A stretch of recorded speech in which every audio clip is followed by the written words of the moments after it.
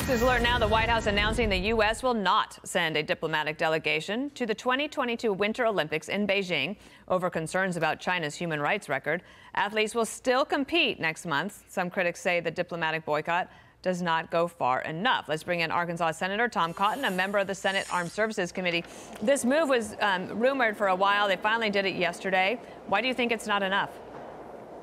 Dana, this is really nothing more than the sleeves off of Joe Biden's vest. This is the status quo. China was going to have very strict travel controls anyway on diplomats and corporate officials because of their draconian coronavirus lockdowns. What I'm worried about is the safety of our athletes. I sent the Biden administration a letter last summer asking them for how they would assure the safety of our athletes. They sent me back a letter through restricted channels, but there was nothing classified about it, and they had no plan to protect our athletes, whether it's from ubiquitous technical surveillance of their electronic devices or DNA harvesting under the guise of coronavirus testing, or even outright kidnapping. I mean, China will take hostage and disappear one of its own tennis stars and trot her out for hostage videos.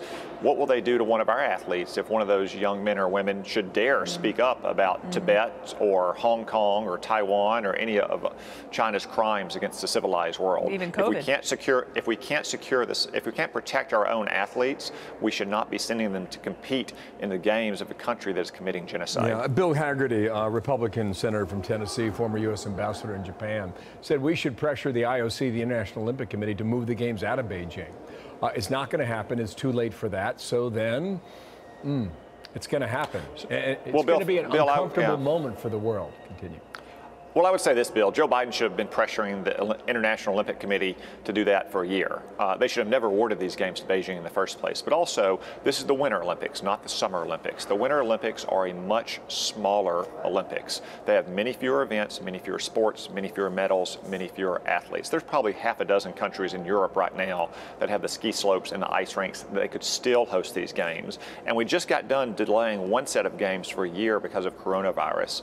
Can the civilized world, led by the United States, really not demand that we move these games? Maybe we postpone these games, but we not honor the Communist Party of China for all of its crimes against its own people and the rest of the world?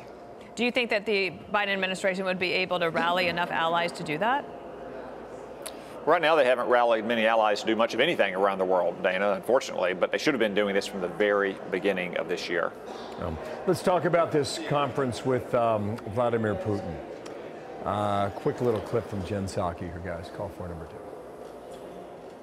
I would say that our objective here, Cecilia, is conveying diplomatically that this is the moment for Russia to pull back their military buildup at the border, that diplomacy is the right path forward here, but that we are going to continue to coordinate closely with our partners, our transatlantic partners, on a range of economic sanctions and steps that couldn't be taken should President Putin decide to move forward. So Putin, I mean, if he hears something like that, how does he react, do you think?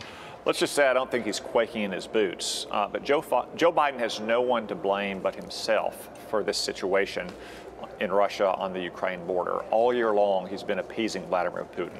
First, he gave him his #1 priority, a no-strings-attached extension of a nuclear arms control treaty that greatly favors Russia. Second, he granted him construction of the Nord Stream 2 pipeline. And then he told the Ukrainian president to be quiet about it if you wanted to come to the White House. I've been around long enough, I remember when that would get you impeached, guys. Third, he had a very weak response to cyber attacks that originated from Russia or Russian nationals. Fourth, we just sent back a notorious Russian hacker that we had in American custody.